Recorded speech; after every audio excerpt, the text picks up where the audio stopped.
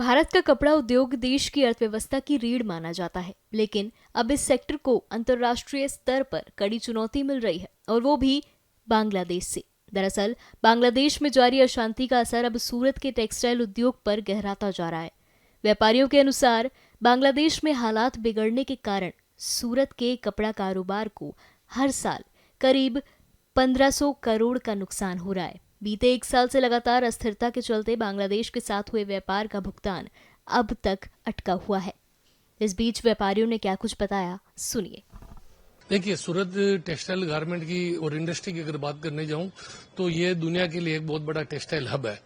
रही बात हमारा कपड़ा है, वो जितने भी देश है वहाँ लगभग हमारा कपड़ा यहाँ से जाता है। बांग्लादेश भी हमारा कपड़ा जाता है, चाहे वो फैब्रिक के रूप में जाए, चाहे साड़ी के रूप में जाए, वाया वो हमारा कोलकाता ट्रांजिट होकर बांग्लादेश जाता है। लेकिन पिछली टाइम से आप देख रहे हैं, जब से यूनू सरकार आई है तब से जो घटनाएं घटित हो रही है, वहां पे जिस तरह हिंदुओं को जलाया जा रहा है, जिस तरह मारा जा रहा है, उसको देखते हुए व्यापार तो हमारा काफी कमजोर हो गया पहले से।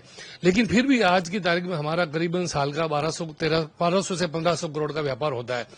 लेकिन ये व्यापार के साथ साथ में जिस तरह की वो घटनाएं घटित हो रही है, तो हम ये सोच रहे हैं कि जब हम यूएस जैसी कंट्री जहां पे इतना 50% टैरिफ लगाया, लेकिन हमने हमारी सरकार, भारत सरकार से कभी ये नहीं कहा कि आप इसमें कुछ कीजिए। तो बांग्लादेश तो है क्या है, जिस बांग्लादेश को बनाने में भारत की अहम भूमिका रही, उसको स्वतंत्र देश बनाया, आज वो बेटा बाप को आंख दिखाए, तो ये हमारे को उससे हम नहीं समझ सकते कि इस तरह से वो अगर घटनाएं करता है तो हमें व्यापार करने में उनसे गुरेज रखना पड़ेगा।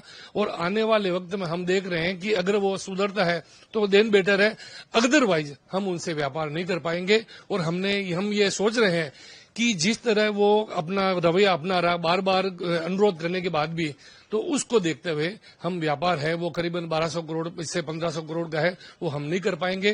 और रही बात नुकसान की, तो नुकसान भी हमारा होगा, करीबन हमारा 150 से 200 करोड़ का एवरी टाइम वहां पैसा फंसा हुआ रहता है। लेकिन फिर भी हमने ये निर्णय लिया है कि ये ऐसा करने से बार बार ये नहीं सुधरता है, तो हमें इनकी औकात दिखानी पड़ेगी। पूरे विश्व के अंदर धार्मिक स्वतंत्रता है। एक छोटे से विषय को लेकर के धार्मिक उन्माद की स्थिति जो बांग्लादेश उत्पन्न कर रहा है, वहां के युग जो है उत्पन्न कर रहे हैं, उसके कारण वहां का पूरा बिजनेस जो है वो ठप है। बांग्लादेश एक समय के अंदर, आज से 2 साल पहले की, 1 साल पहले की हम सिनेरियो देखे तो पूरे विश्व के अंदर 2 नंबर वो रेडीमेड निर्यात करता था।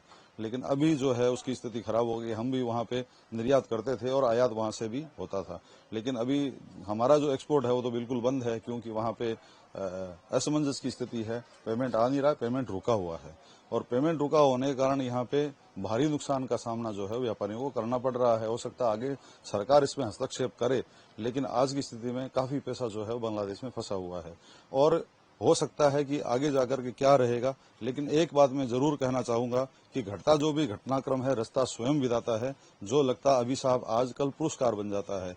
आज हो सकता है कि हमको थोड़ा अलग लगे। कल समझिए ट्रंप ने हमारे ऊपर टैरिफ लगाया था, हमने झुकने वाली स्थिति नहीं थी, हमको उससे कोई फर्क नहीं पड़ा। हमारा व्यापार जो है हम अपने निरंतर गति से करते रहे। वैसे बांग्लादेश जैसे देश से हमको कोई ज्यादा फर्क पड़ने वाला नहीं है। लेकिन बांग्लादेश का जो ये अराजकता की स्थिति है, उसके कारण भारत को आगे समय के अंदर लंबा फायदा होगा। क्योंकि जो वहां की जो रेडीमेड इंडस्ट्री है वो पूरी की पूरी भारत के अंदर शिफ्ट हो जाएगी, क्योंकि हमारे ही लोग जो है वहां पे रेडीमेड कपड़ा बना करके और वापस भारत को ही निर्यात करते थे, डंपिंग होती थी। वो सब बंद हो जाएगा अगर, तो यहाँ के व्यापारियों को वो फायदा होगा, यहाँ के लोगों को फायदा होगा, यहाँ के मजदूरों को फायदा होगा। आने वाले समय के अंदर इसका बड़ा फायदा जो है वो मेरे को दिख रहा है।